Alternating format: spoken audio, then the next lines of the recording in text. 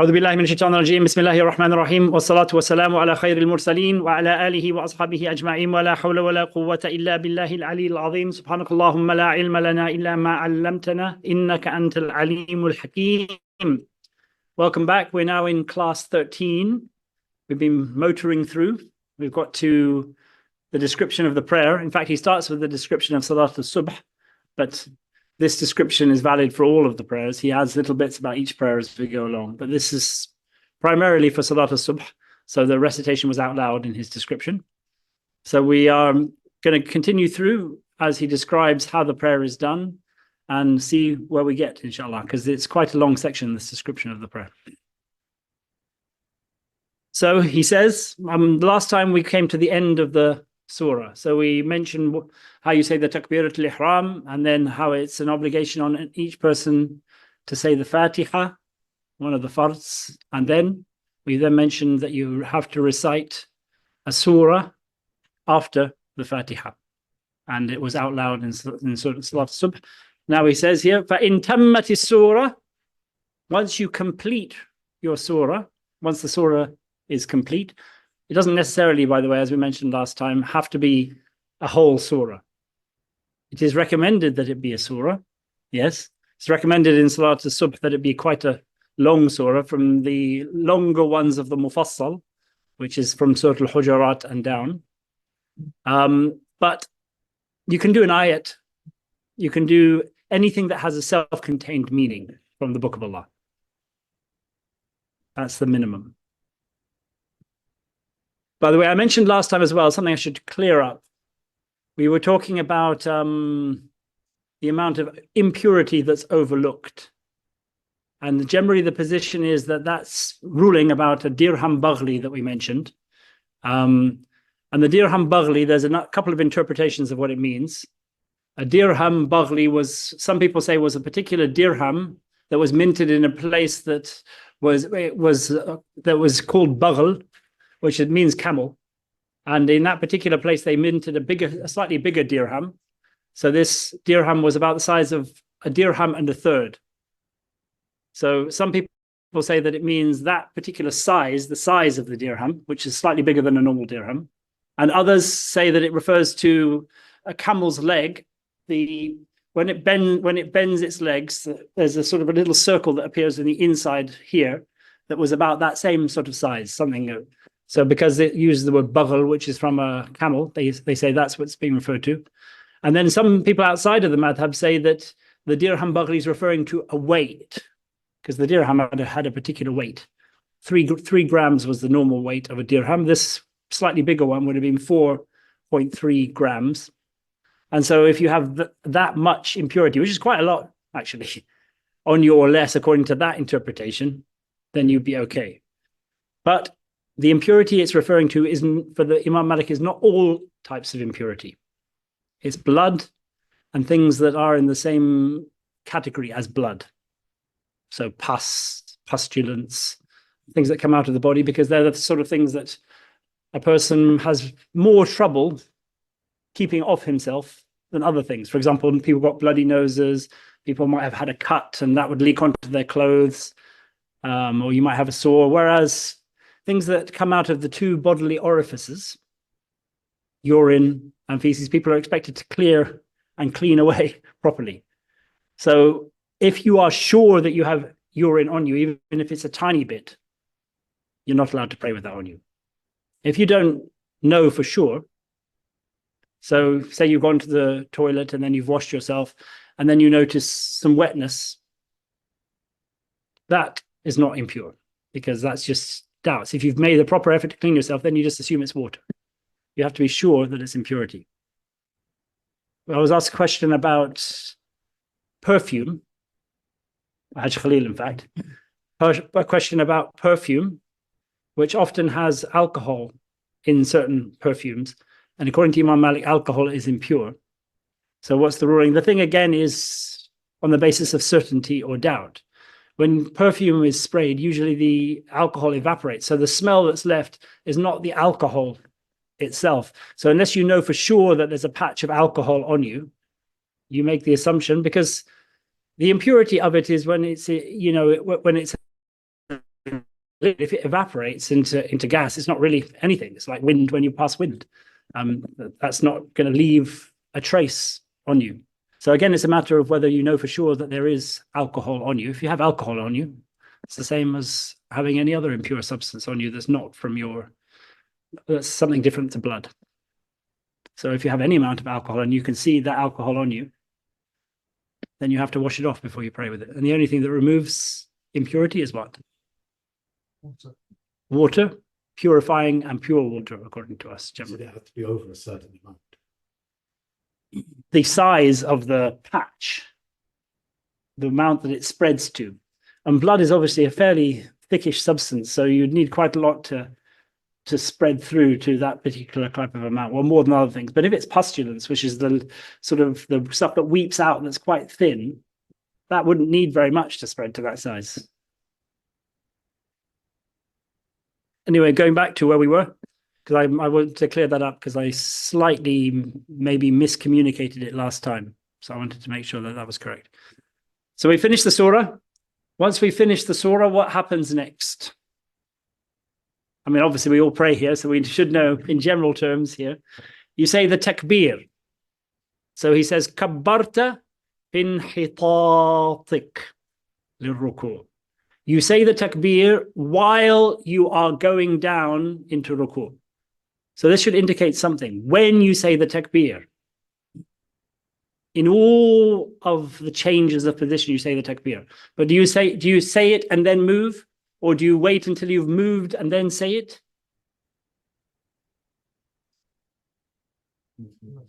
He says it here. You say it while you're in motion. And this is actually one of the signs of an imam who knows what he's doing properly. I mean, if the imam says the takbir while he's still standing, maybe he thinks that people will be able to hear it better because he's standing up and his voice will carry better. That could lead to people going before the imam into the next position. And also, if you wait until you've fully gone into the position and say he's quite a quick imam, that would leave to people in the back only just going into the position while he's going back into the next position. So the imam should always say the takbir while he's in the motion. If you fear it's not going to travel to people who are praying behind you, then have somebody behind you, usually the mu'adhin, who repeats it after you so that the people can hear, repeats the takbirs after you. So you're going down, you say your takbir while you're going into ruku. And the takbirs of the prayer are a sunnah of the prayer. In other words, if you didn't say them, your prayer would not be invalidated if you didn't pray them deliberately. If you forget to pray them, then it's one of the things you can make up sajdas for if you forget 2 or more takbirs. The sajdas before the salam when you leave something out, as we're going to come to. We'll talk about those sajdas later. So when you go into ruku', what is ruku'? Basically the bowing position. He says here, فَتُمَكِّنُ يَدَيْكَ مِنْ رُكْبَتَيْكَ. You place your hands properly and firmly on your knees, not on your thighs, not draped, hanging down while you're down like that, not on your sides. There were some positions that you sort of clasped them in between your knees, but that's not the position that's been taken by the majority of the scholars. There were 1 or 2 who said that, but no, you place them on your knees. وَتُسَوِّي ظَهْرَكَ مُسْتَوِيًا. And you make sure when you are in ruku' that you straighten your back as much as possible so that it is horizontal to the ground. So how do you do that? If you're quite an inflexible person, how would you manage that? Say you're somebody who struggles to touch his toes, or when he bends down, his back is quite arched because he's not very flexible. How would you try and ensure that your back is fairly straight? Sorry? Yes, absolutely. You bend your knees a bit. So he says here, or he doesn't mention it here, but it mentions in other places that you do nasb of your knees. In other words, your hands are almost on top of your knees because your legs are slightly bent. I don't mean you sort of bend them a lot, but you bend them enough that you can straighten your back and keep your back parallel to the ground. It's not, we're not doing a stretching exercise. It's not like touching your toes, so you have to just keep everything sort of perfectly straight so your back is as stretched as it possible. That's not the purpose here. You're bowing. So that's why one of the things they say is when you're bowing also, you should try and have khudu or khushu'. You should realize what you're doing even more when you're bowing. What are you doing? You're bowing to your creator. You're bowing to the one who created you. You're in a humble state. So you should feel that humility in your heart, humbleness in your heart. He says here, وَلَا تَرْفَعُ رَأْسَكَ وَلَا تُطَأْطِئُهَا وَلَا تُطَأْطِئُهُ. So now we're talking about our head here. So there's two words he uses, تَرْفَعُ رَأْسَكَ.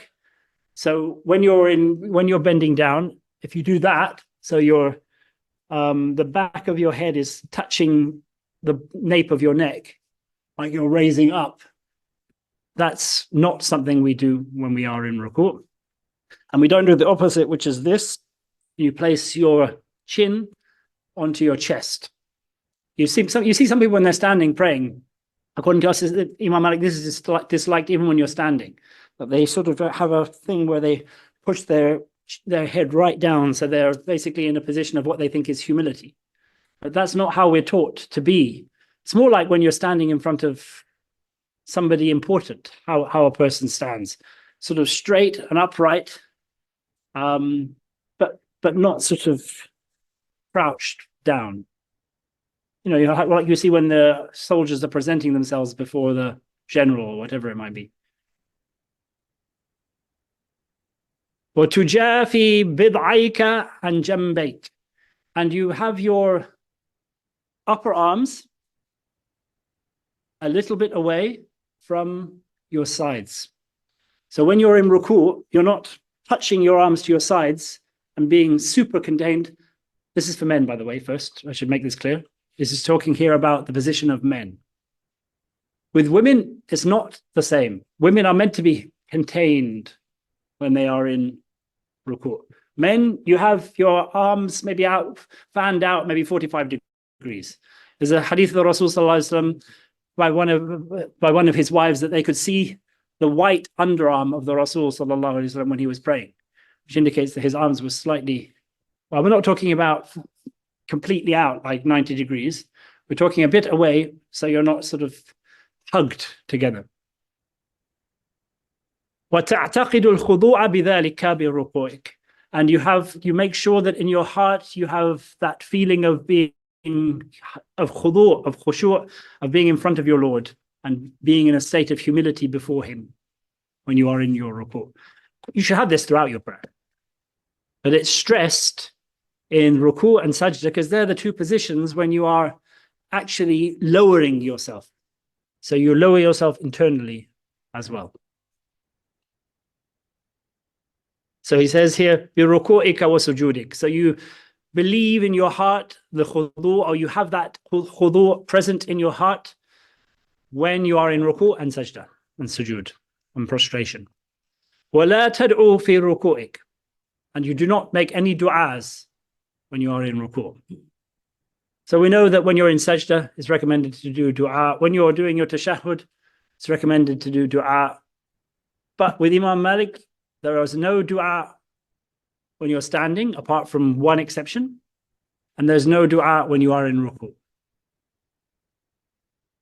Those two positions, there's definitively no du'a. The arms slightly being up to the side when you're praying by yourself. Even when you're in a jama'ah, you're not squeezing in. There's a certain amount of room you still can have. You're not going to be pushing out to somebody. As I said, like, you know, your feet are also when you're standing in the prayer. We didn't mention this. We didn't mention the arms. The position of Imam Malik is that you have your arms, you know, irsal or sadl. They're loose by your sides. They're not qabd, and that refers to the fard prayer because it's the position of Imam Malik.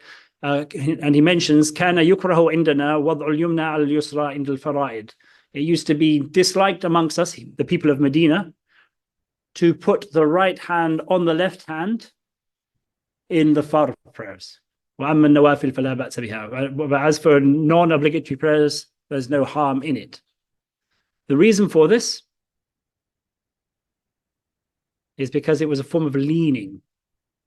You're almost leaning on yourself when you're doing that.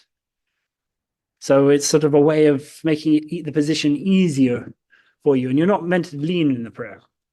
You're not meant to lean against pillars if you happen to be next to a pillar.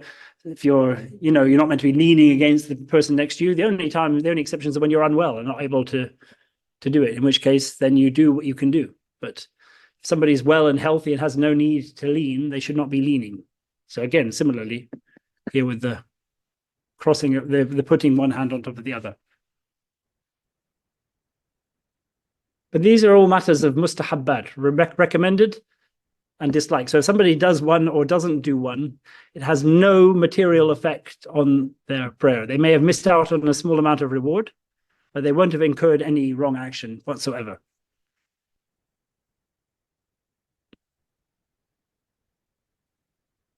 وَقُلْ إِنْ شِئْتَ. So, but what do you say if you're not doing dua? He says, if you want to, say, Subhana Rabbi al-Azim, or Subhana Rabbi al-Azim wa bihamdi, as he has here. So you can say Subhana Rabbi al-Azim on its own, glory be to Allah the Immense, or Subhana Rabbi al-Azim wa bihamdi, and his praise.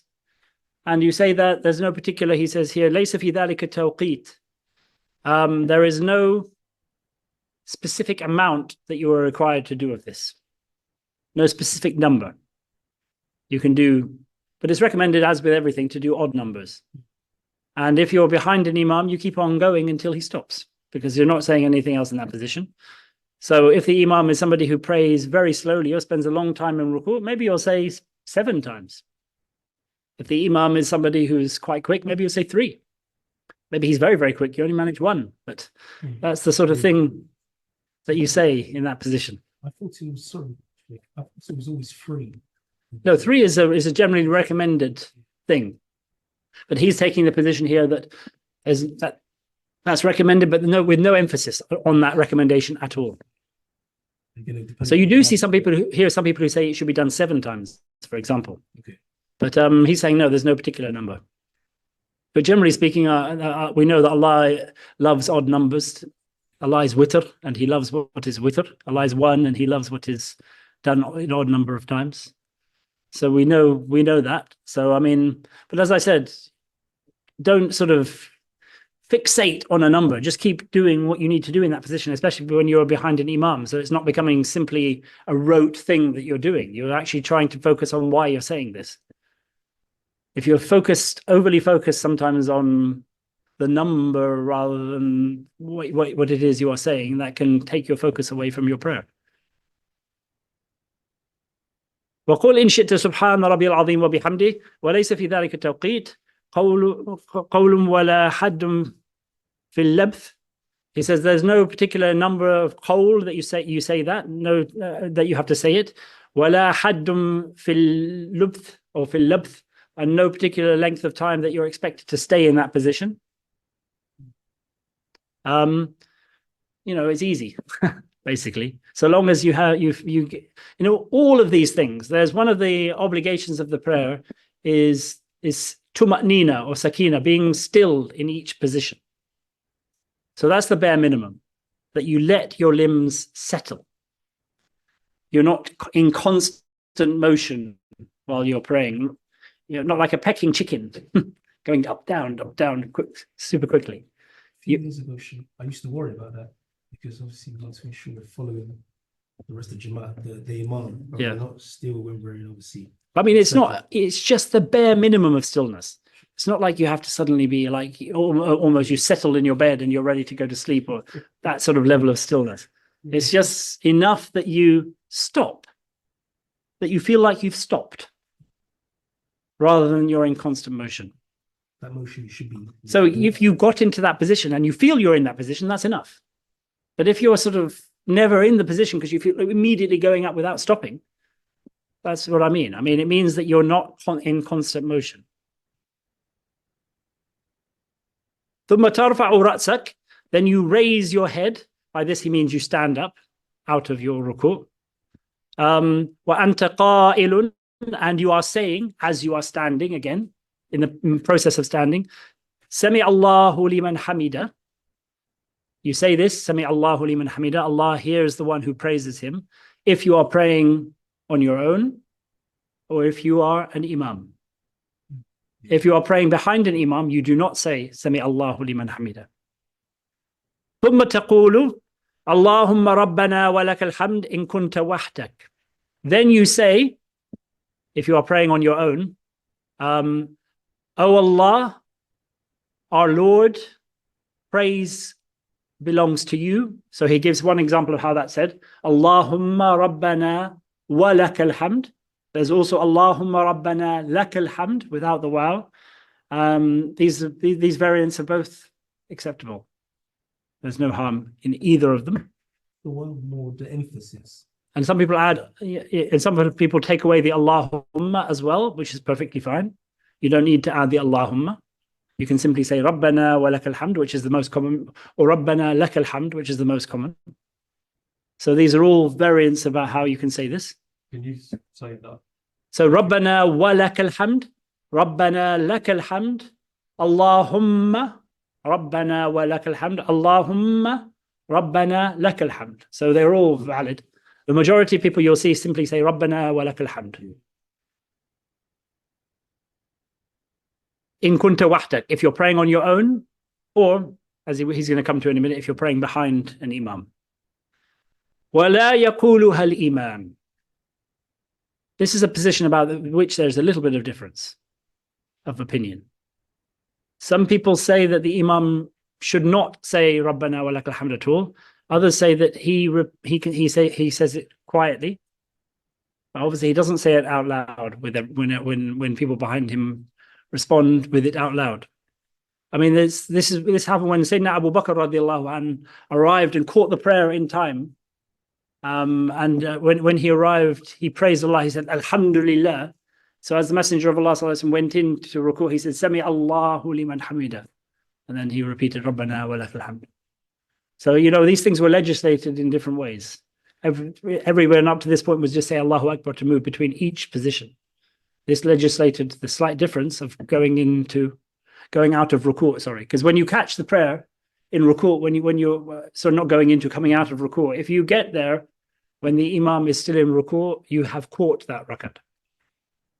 So the imam say it out loud, Rabbana wa lakal hamd. You can say that loud. No, the imam should not be saying Rabbana wa lakal hamd. Okay. He says Sami Allahu liman hamida, the imam.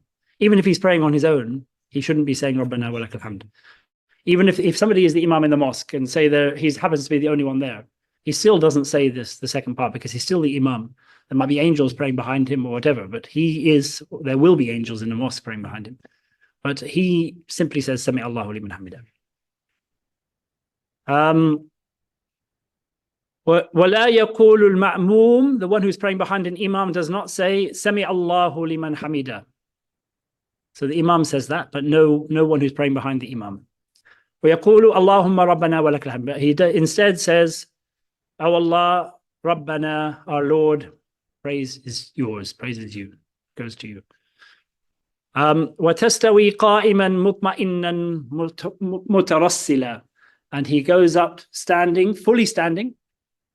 This is important that people realize that you go fully standing. You do see some people when they're praying out of ruku', when they come to the middle standing, they sort of semi-get there.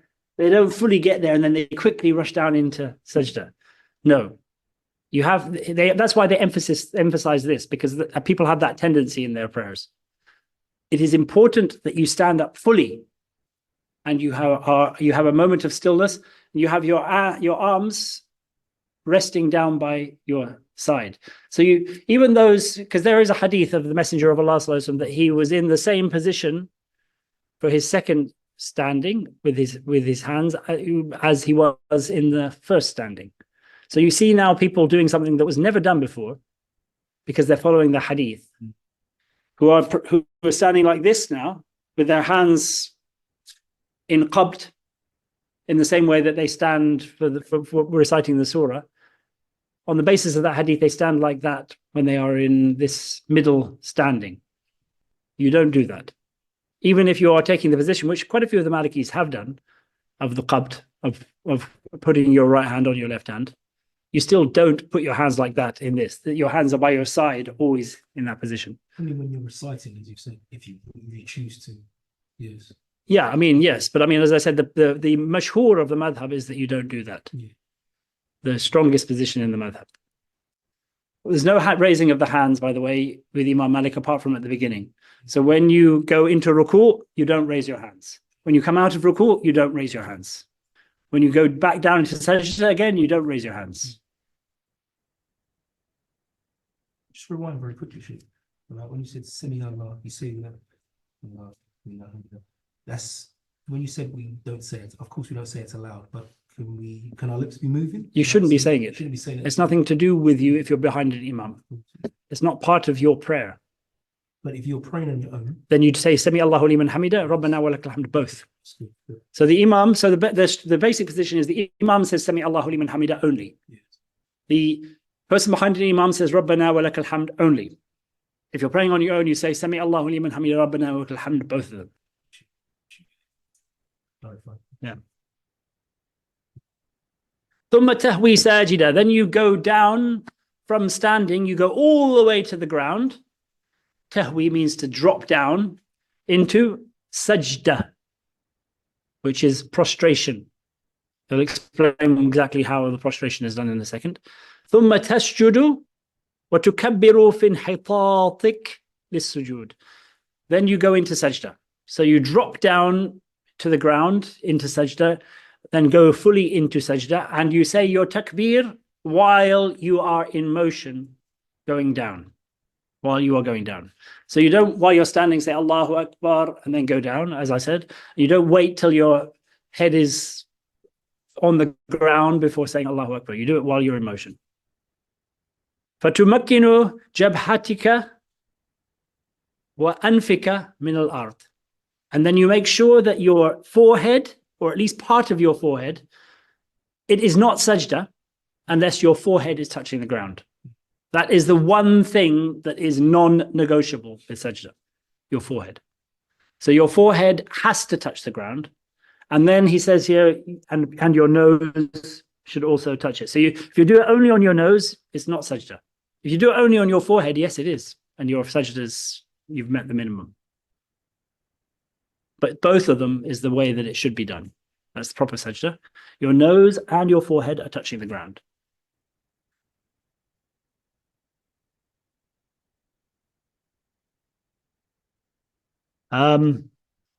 وتباشر بكفيك الأرض باسطا يديك مستويتين إلى القبلة.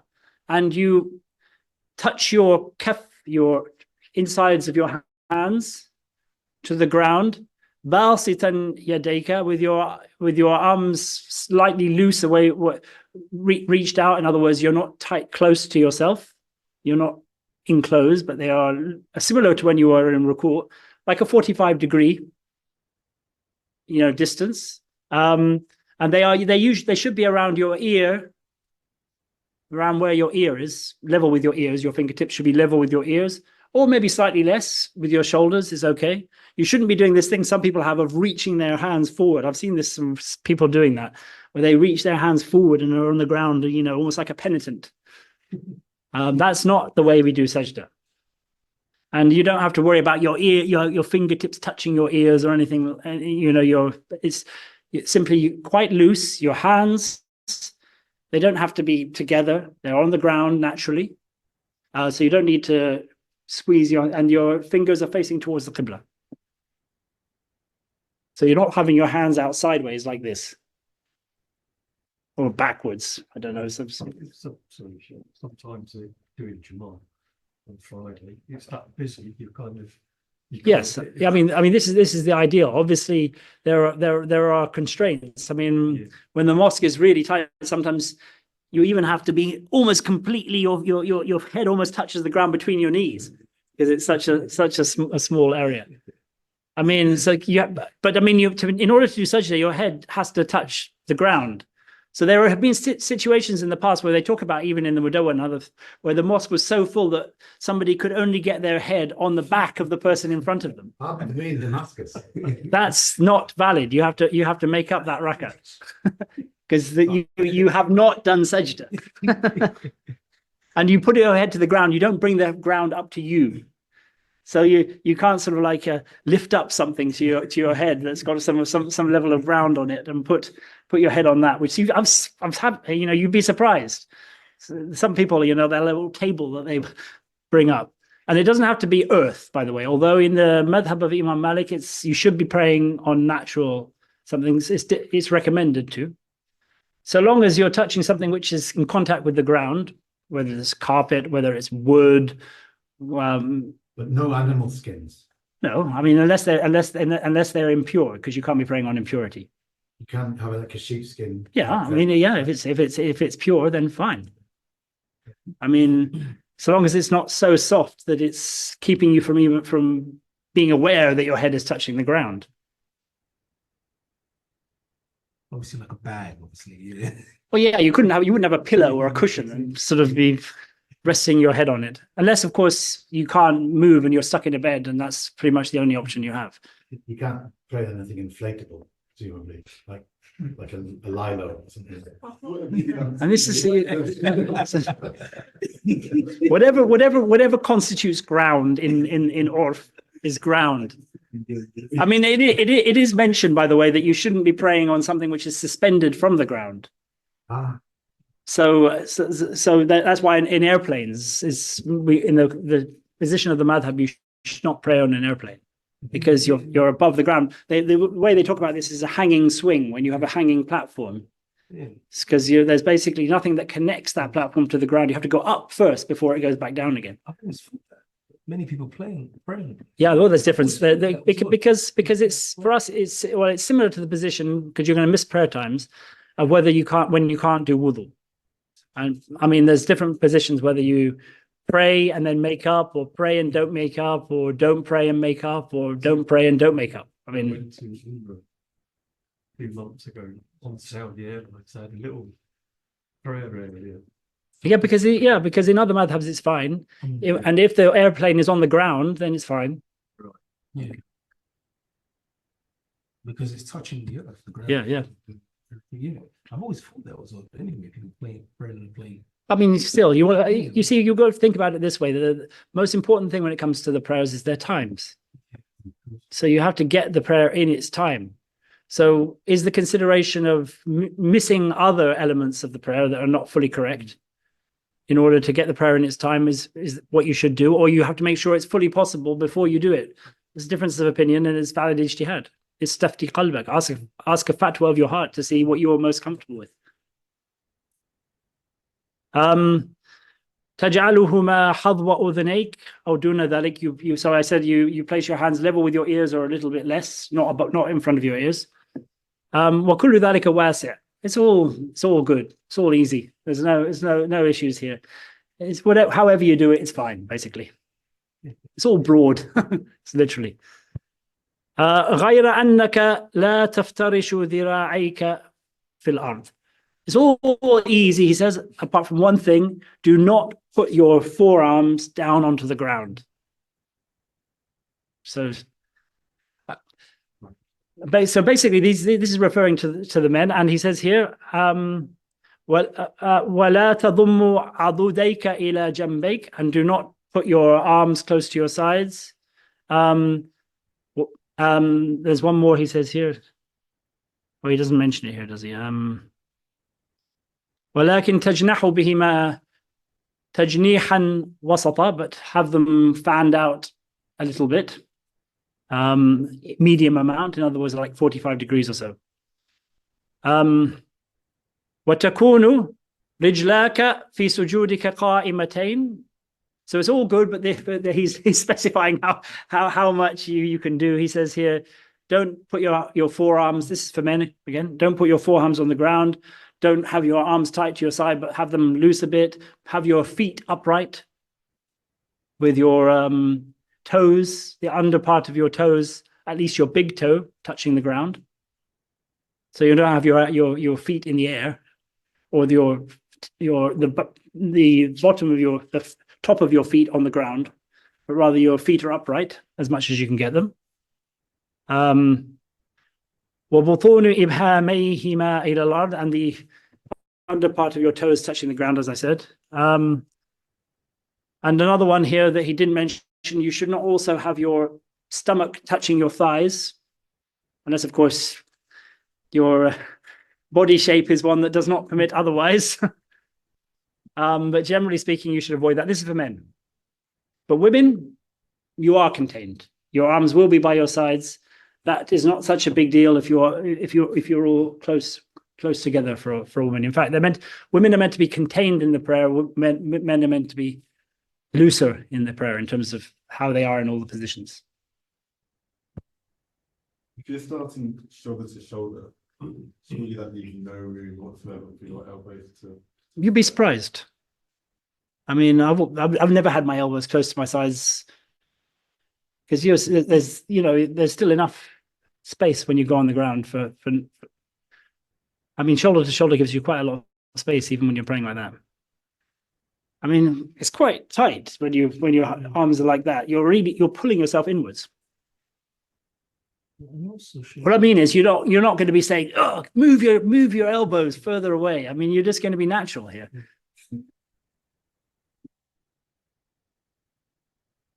وتقول إن شئت في سجودك سبحانك ربي ظلمت نفسي وعملت سوءا فاغفر لي أو غير ذلك إن شئت. So he gives you a few options here. The generally accepted one here is the thing that you should say when you are in sajda is Subhana Rabbi al-A'la. That's the one that's the most commonly mentioned. He gives another example because the important thing here is tasbih, glorifying Allah subhanahu wa ta'ala. So he says here, Subhanaka Rabbi, your subhan, your glory, or your being separate, different from all created things and from everything. You're being exalted above everything. My Lord, ظلمت nafsi, I wronged myself, وعملت سوءا, and did wrong, فاغفر لي, so forgive me. This is an indication of two things. One, tasbih, when you are in sajda. The second is dua. There's no better place to make dua than when you are as low as you can be in the prayer, in the best of your times in the day. Basically, this is the best time in the day, is when you are as a base before your Lord, as worshipful of your Lord, in the best action that Allah has created for the human being, and to make dua in that particular moment. But you shouldn't recite Quran, by the way, when you're in sajda, when you're right next to the ground, unless it's a Quranic dua, in which case it's fine, because the purpose is then dua, not the recitation of Quran. Did you say chronic? Chronic. Sorry? Did you say the word chronic? Quran, I think. Okay. Did I say chronic? Maybe I did. Misspoke. وَتَدْعُوا فِي السُّجُودِ إِن شِئْتَ, and you make dua in sajda if you want to. وَلَيْسَ لِطُولِ ذَلِكَ وَقْتٌ, and there's no limit on how long you can do that for. وَأَقَلُّهُ أَن تَطْمَئِنَّ مَفَاصِلَكَ مُتَمَكِّنَةً. So the minimum is for your limbs to be still and you to be fully into that position. In other words, your hands are where they should be, your head is where it should be, and your feet and so on. So you're in the position, you're doing sajda. That's the minimum. ثُمَّ تَرْفَعُ رَأْسَكَ بِالتَّكْبِيرِ. Then you raise your head. Again, whenever they say raise your head, what they mean is to go out of a low position into a higher position, to go from bowing to standing, to go from sajda to sitting. So here, he says here, you raise your head out of sajda, and while you are raising it, bit takbir, you're saying your takbir, Allahu Akbar. فَتَجْلِسُ, then you sit, you go into the sitting position. So how do you sit? He says here, فَتُثْنِي رِجْلَكَ الْيُسْرَى, you fold your left foot, فِي جُلُوسِكَ بَيْنَ السَّجْدَتَيْن, when you are sitting between the two sajdas, وَتَنْصِبُ الْيُمْنَى, and make the right foot be upright, وَبُطُونِ أَصَابِعَهَا إِلَى الْأَرْضِ, with the bottoms of the toes, in specific, especially the big toe, touching the ground. So as we were in sajda, your right foot remains upright, but your left foot, which was upright in the sajda, is no longer upright. You now fold it underneath your right leg. That's what he means by fold it. So maybe to demonstrate here. I don't know how. So basically, your right foot is like that to the ground, and the left foot gets folded under the leg, under the right one. I'll see. I can sit here. I'll show you like this, basically. Okay. If you have problems with your left knee, it's permissible just to sit on the left knee. Yeah, I mean, obviously, you in everything, it depends on whether you have the ability to actually do the positions. It's very easy. There's lots of things. You can even pray only by moving your eyes, if that's all you can do. So it's about your ability to do these things. But the ideal is being described here. If you are an able-bodied person who can move his body in the normal way that a human being can when he's able-bodied, this is what you do. Obviously, there's lots of possibilities for people who can't do certain things. He said about difficulty. Sometimes I don't know if this is correct, but for the brothers here, I'm usually in this position because if I put my leg, I have difficulty. Yeah, but I mean, sometimes you think you have difficulty. Yeah. Because you haven't tried anything else. That's just what you're used to. Very true. Yeah. So until you've tried the position that you're meant to be in, because you're not meant to be sitting on your left foot. Yeah. So you're not sitting on the heel, whether your feet are upright or whether you've folded them flat against the ground. You're not meant to be sitting on your feet, because the right foot should still have either the toes touching the ground in it upright, or the sides of the toes, if you can't do that because you're not flexible enough, the side of your big toe touching the ground, but your foot still as upright as you can get it. So it might be out at a slight angle because that's all you can manage. So that's the general position here. So he says here, وَتَرْفَعُ يَدَيْكَ عَنِ الْأَرْضِ. So you don't sit down and keep your hands on the ground, leaning forward. No, you sit up properly. Also, your left buttock, when you are sitting in this position, should touch the ground or be close to the ground. So it's not resting on your left foot. Your left foot is folded under, because when you put your right foot upright, that leaves a gap under your right leg. That's where your left foot goes. So it's actually slightly out to the side, maybe a little bit. On the top of your left foot will be on your right side somewhat. And your buttock will maybe be touching the ground or maybe just hovering a little bit above the ground if you're not that flexible. Your hands, then, you've taken them off the ground and now you put them where? Knees. Here he mentions knees, but as we're going to find out, it's easy. So long as they are on your knees or on your thighs close to your knees, that's fine. You're not stretching yourself. Some people have shorter arms than other people. Some people, if they're putting their hands on their knees when they're sitting in that position, they're in sort of like a crunched forward position a little bit. That's not the purpose here. What's easy, but you're still placing your hands on your legs, on your knees, close as possible. ثُمَّ تَسْجُدُ الثَّانِيَةَ. So we've sat here. There's nothing that's particularly mentioned about what a person says here. It's quite easy. You could just be fully silent. Do any form of dhikr if you want, but there's nothing specific that's mentioned at all what a person says in this particular case. So it's often quite short, this middle sitting. It's not that long. Again, you have to be fully in the position and at least stopped in that position for a moment before you move on. ثُمَّ تَسْجُدُ الثَّانِيَةَ. Then you go into sajda a second time. كما فعلت أولا, and do exactly the same in that sajda as you did the first time. So the second sajda and the first sajda are identical in terms of what you say there, how you position your hands, how you position your face, what you do with your feet, so on and so forth. I'll just go back to that bit. Before you get to the second sajda, don't you, when you've gone up from the first sajda, don't you usually say Rabbi Afili, Rabbi Afili? You don't have to say anything. There's nothing specific. Okay. It's very open. Sure. By the way, one thing I didn't mention is when you go down from the standing into the sajda, the position of Malik is you do not go down like a camel does. So you don't sit down first. Yeah.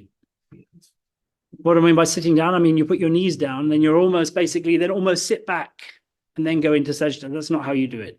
Your hands go first, then your knees touch the ground after your hands. Mm. Then he says here, A lot of people go knees first. yeah, I know, because it's the position in other madhabs is that, but the position of Imam Malik is that's the way you do it.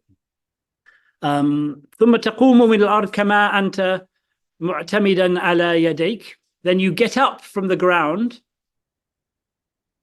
as if you are leaning on your arms. You do not go back into a sitting position. لا ترجع جالسا لتقوم من جلوس. You do not go back into a sitting position to get up from a sitting position. You see that sometimes, in fact. Some people almost go into a fully sitting position now. He says, no, you're leaning on your hands as you get up. In other words, you push yourself off the ground. Your knees are off the ground because you're putting your weight on your hands. So in the same way that you go down with your hands first, when you stand up with your hands last. Your knees come off the ground first. Your weight is on your hands until you're able to stand, and then you let go of your hands and get up. We've got two questions about that. So for example, moving up from sajda, is it all right to move your hands closer to your body? Absolutely, yeah, because you're just using them as a tool to enable you to get up. You're not meant to add another position to the prayer, which is a separate position of sitting. Is to avoid that.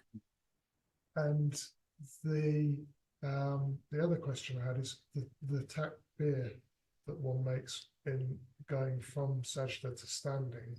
Yeah, this is something that we'll come to, but if, as we're describing here, we're talking about the end of the first rak'at, then you say the takbir as you're moving, as you're in motion.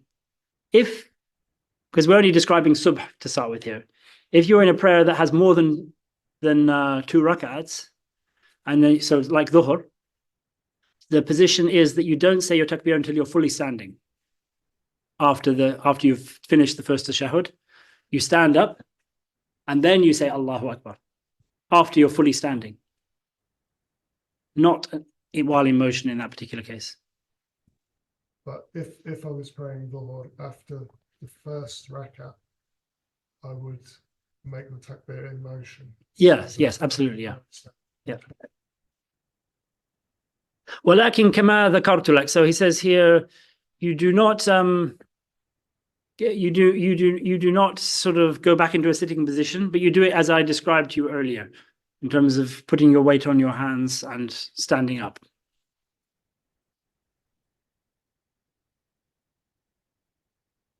I think he must have mentioned earlier. Remember we mentioned that you don't that you go down on your hands first. But anyway, because that's what he's referring back to. The way you get up, the way you go down is the way you stand up. As I mentioned to you, وَتُكَبِّرُوا فِي حَالِ قِيَامِكَ. So he says here, and you say your takbir as you are standing. In the process of standing. ثُمَّ تَقْرَأُ. After you've fully stood, you don't start reciting while you're in motion here. Once you've fully stood up, تَقْرَأُ كَمَا قَرَأْتَ فِي الْأُولَى. You recite Quran as you recited in the first rakat. So he described here, you do the Fatiha first, out loud, then you do a surah, out loud, and the surah of the particular length that he mentioned. But he says here, أو دون ذلك. So you do a recitation that is like the first rakat or a little bit shorter. So the general position here is that the first rakat's recitation is usually a little bit longer than the second, or it comes earlier than it in the Quran, and the second one is later than it in the Quran. So you wouldn't start by saying Qul huwallahu ahad in the first rakat and then do Baqarah in the second rakat. That's just to give an extreme example. But you could, for example, do Inna A'tainaka al-Kawthar and then Qul Huwallahu Ahad, even though Inna A'tainaka al-Kawthar is shorter because of the order that they come in the Quran. But the most normative thing to do is to do a slightly longer one that's earlier, and then a slightly shorter one that's later in the second rakat. So you said recite it out loud, obviously with the exception of Duhu and Asr. Yeah, we're talking about subh here. I mean, there's the fard prayers, and all communal fard prayers are done out loud. Most, or nearly all of them, with the exception of the kusuf prayer, which is the eclipse prayer.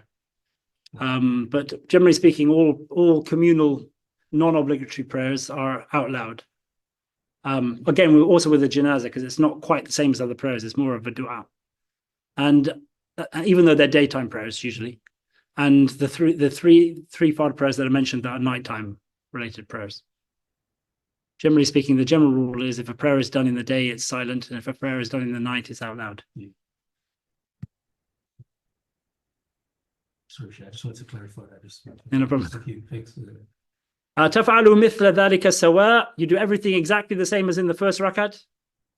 غير أنك تقنع بعد الركوع.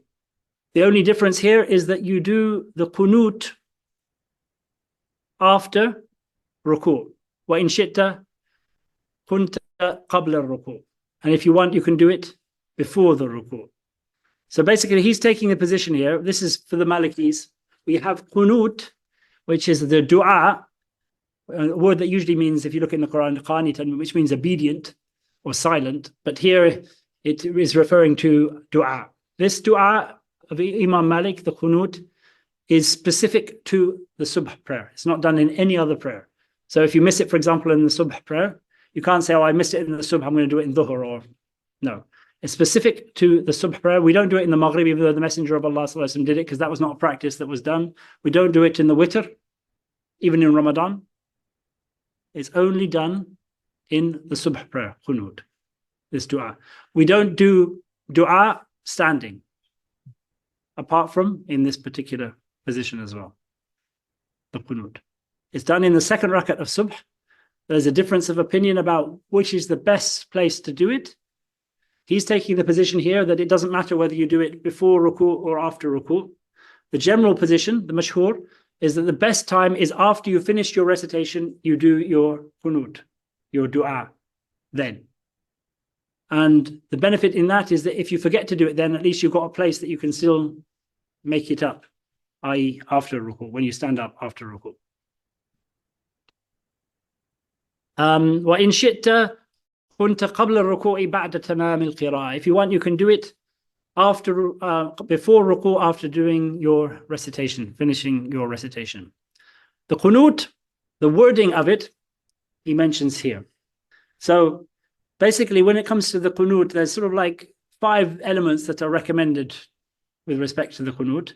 The fact of doing a qunut, the fact that it's done in subh, the fact that it's done before the ruku', and the wording of it here. And the other one is that it is done silently. For Imam Malik, all du'as should generally be done silently, except in certain instances. But generally speaking, his position was that du'as, especially when they are in prayers, are done silently. And it has a particular wording, which is a bit different from the one you'll find in other madhabs. So they say that even if you're praying behind, for example, a Shafi'i, you should still try and hold to the wording that Imam Malik mentioned here, because that's the recommended qunut for us. So it's Allahumma inna nasta'inuka wa nastaghfiruka wa nu'minu bika wa natawakkalu alayk. And then there's another bit here, wa nuthni alayka al-khayra kulla, that some add, nashkuruka wa la nakfuruk. That particular bit he doesn't mention here. So this is the slightly shorter version, but both of them are valid. So then he goes, وَنُؤْمِنُ بَكَ وَنَتَوَكَّلُ عَلَيْكَ وَنُخْنِيَ لَكَ وَنَخْلَعُ وَنَتْرُكُ مَنْ يَكْفُرُكَ وَنَخْنَعُ لَكَ وَنَخْلَعُ وَنَتْرُكُ مَنْ يَكْفُرُكَ اللهم إياك نعبد ولك نصلي ونسجد وإياك نسعى ونحفظ نرجو رحمتك ونخاف عذابك الجد إن عذابك بالكافرين ملحق. And there's another version that says la mulhiq. So this particular dua is the qunut dua. If you don't know it, it's worthwhile trying to memorize it, just as it's worthwhile trying to memorize the tashahhud as well, which we're going to come to in a minute. So that is, O Allah, translation, we seek your help and ask your forgiveness. We believe in you and rely on you. And then that other bit that I mentioned that's not mentioned here. We praise you and speak well of you in every way and thank you and do not show you any ingratitude. We humble ourselves before you, nakhna'u laka, and we cast aside and leave those who disbelieve in you. O Allah, you alone we worship, to you alone we pray and prostrate. Towards you alone we hurry and we run. We hope for your mercy and fear your certain punishment. Indeed, your punishment will catch up with the unbelievers, will befall the unbelievers, will be something they cannot escape from.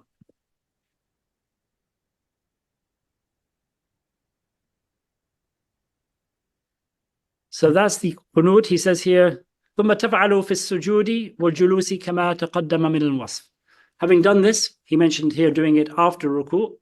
Then he says here, then you go down and do your sajdas as you did them before in the first rakat, and you're sitting as you did it in the first rakat, the same wasf, the same description as he mentioned before, with one difference.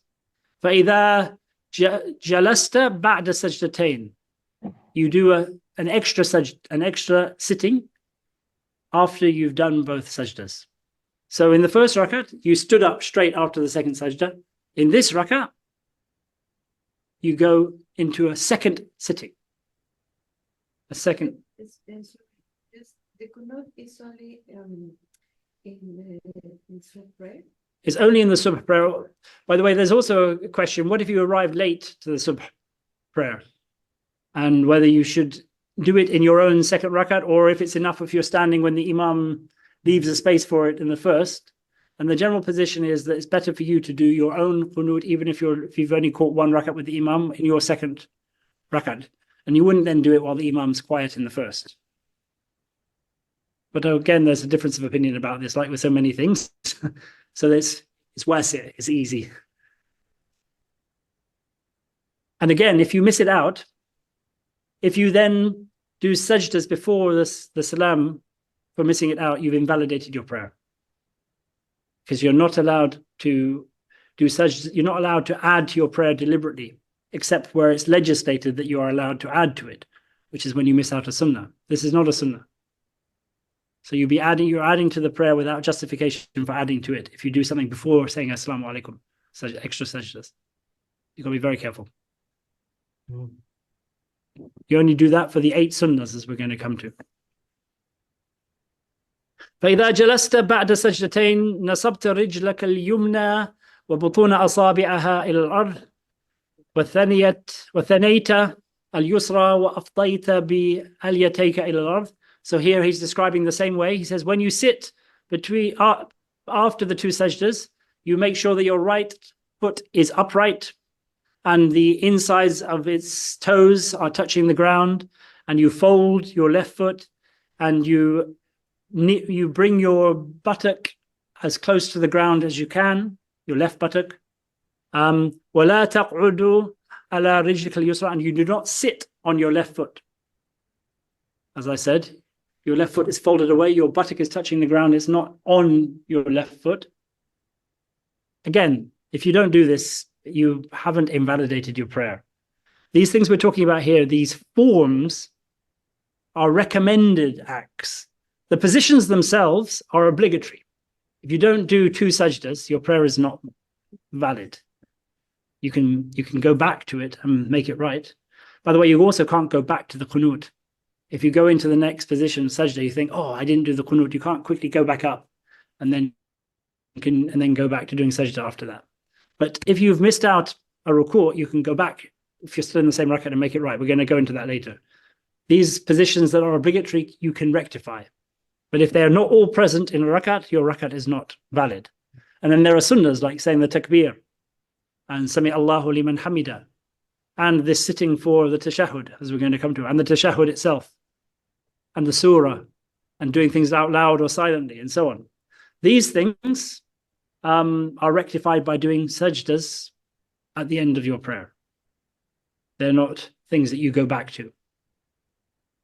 Then you have recommended things, like what we're talking about here, exactly how you sit. They don't have any impact on your prayer, and you don't need to make your prayer right for not doing it exactly. If you're very contained in your ruku', it's not going to invalidate your prayer. He's talking about the ideal. If you sit down on your heels, even if your legs, your feet are both upright, so you're sitting in a disliked way, still it's not going to invalidate your prayer. You're sitting. Yeah. So he says here, وَلَا تَقْعُدُوا عَلَى رِجْلِكَ الْيُسْرَى وَإِنْ شِئْتَ حَنَيْتَ الْيُمْنَى فِي انْتِصَابِهَا. If you want, you can, he's talking about a slightly different way. You can have your right foot not fully upright, because actually some people can't really manage that because they're not flexible enough.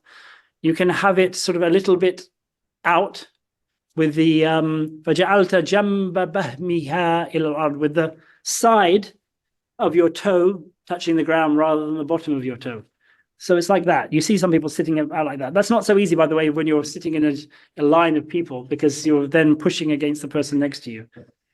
But again, no, if you can't even do that because you're so inflexible, or you've got arthritis in your toes or something, then there's no harm in you having the top of your foot touching the ground. You do as much as you can do.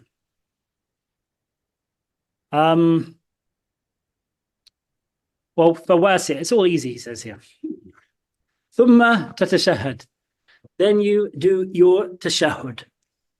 So this tashahhud is something that's done in the second sitting of subh, and in the last sitting as well of any prayer that you're doing. It's done in the second sitting and whatever the last sitting of the prayer is that you're doing. He says here the tashahhud is at-tahiyyatu. This is the version of the tashahhud that was taught by Sayyidina Umar radiallahu anhu from the mimbar. There's a few different wordings of it. This is one that Sayyidina Umar radiallahu anhu heard from the Rasul sallallahu alaihi wasallam, and he taught the people from the mimbar.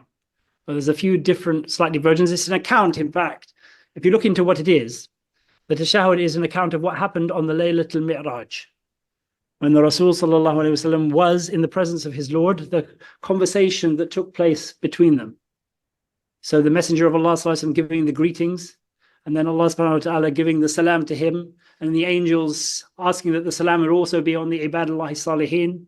So it's an account of what took place on that particular thing. But the wording is given slightly different wordings. So he says here, at-tahiyyatu lillah. Greetings are for Allah. Az-zakiyatu lillah. At-tayyibatu as-salawatu lillah. So this is the version we have. At-tahiyyatu lillah. Az-zakiyatu lillah. At-tayyibatu as-salawatu lillah. As-salamu alayka. Ayyuhan nabiyyu, or ayyuhan nabiyyu, depending upon whether you're used to warsh or hafs.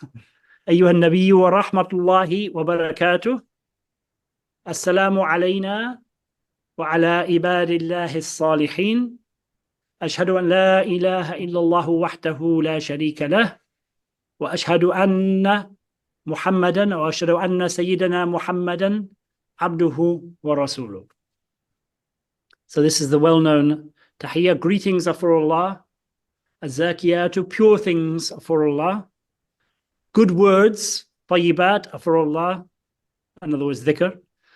Prayers, the 5 prayers, for example, are for Allah. Peace be upon you, O Prophet, and the mercy of Allah and his blessing. Peace be upon us and the right acting worshippers of Allah, the right acting slaves of Allah. I bear witness that there is no God but Allah alone, and I bear witness that Muhammad is his slave and messenger. So this is what is called the tashahhud. That is the end of the tashahhud. That is the sunnah, when we say that it's a strong sunnah. The next part, there's a difference of opinion about whether it's also sunnah, but a less strong form of sunnah, or mustahab, but it's still something that should be said. But this is the non-negotiable part. This is the sunnah that if you leave it out, it needs to be rectified by sajdas.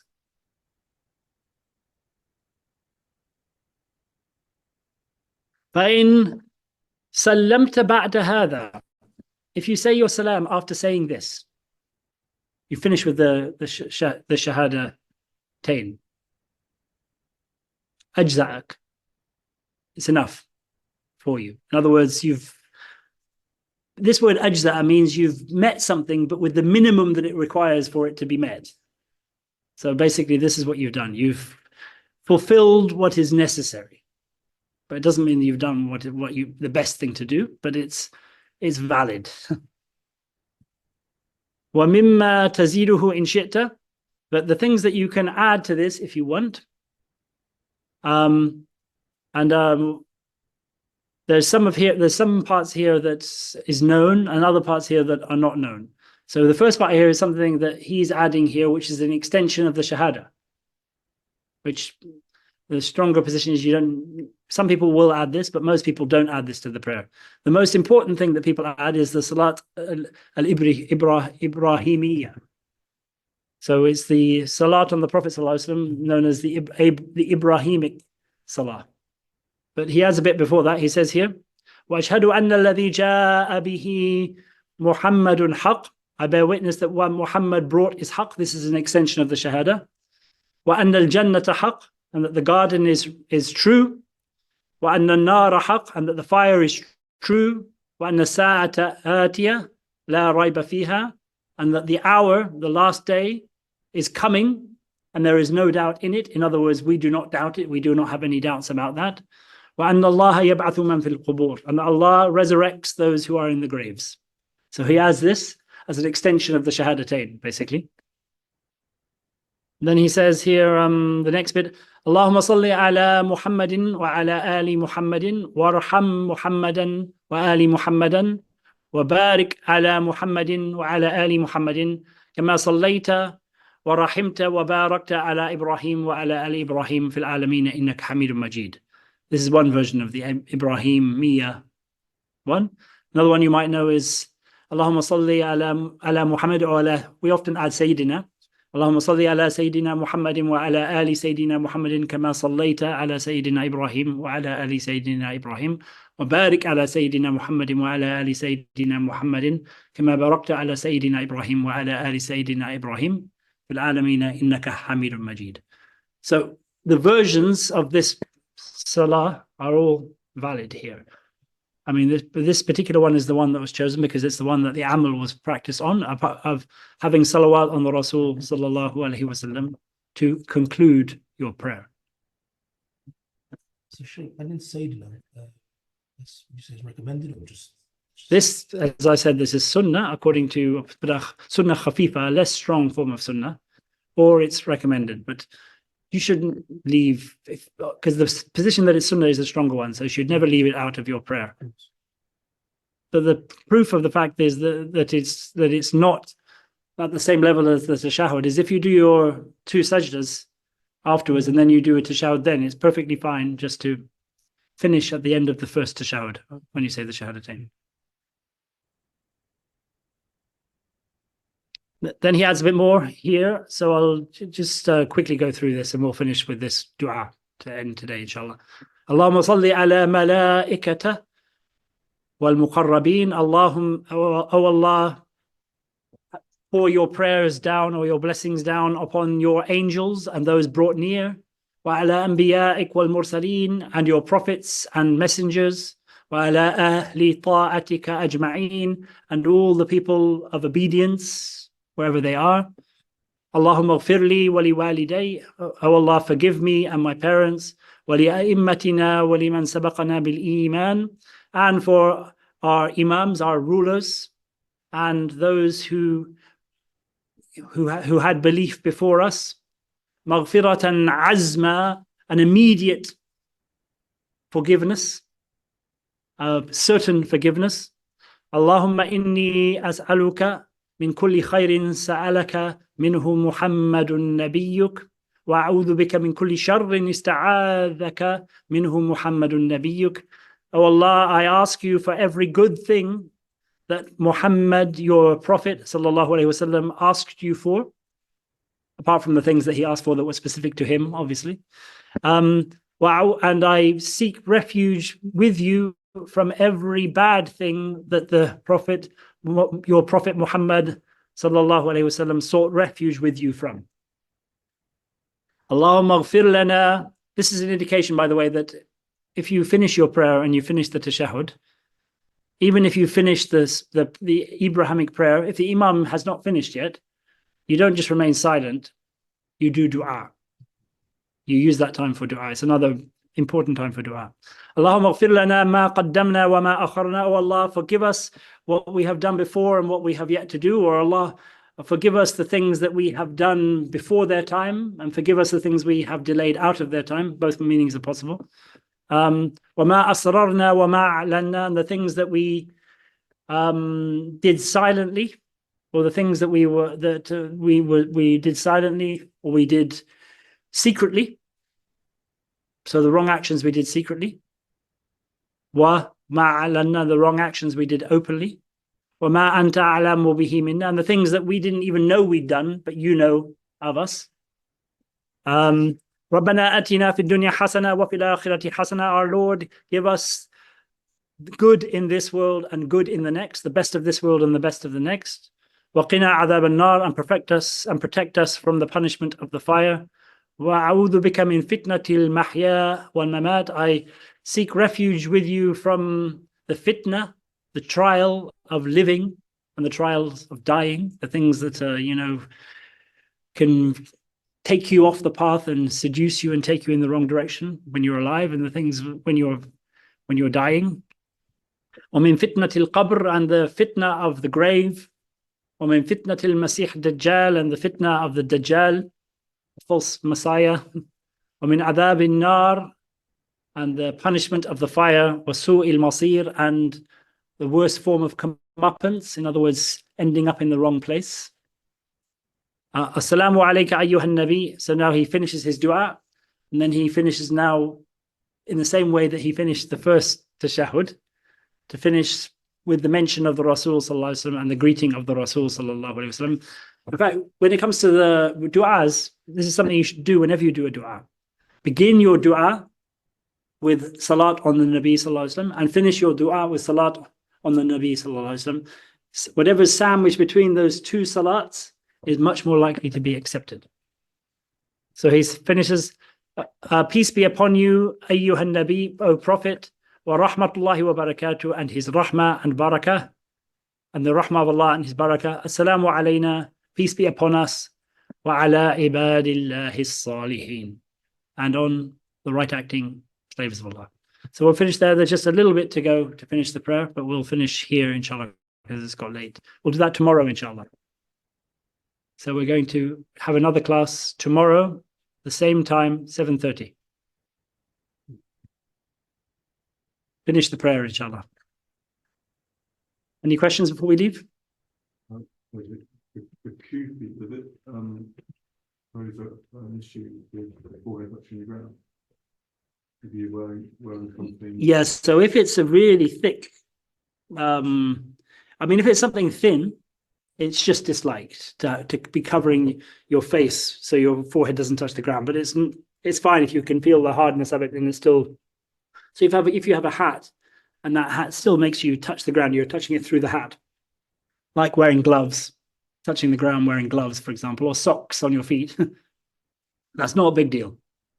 If you've got one of these big turbans, that means that you're basically still some distance from the ground when you're in sajda, then you need to be pushing that back so that your forehead can touch the ground.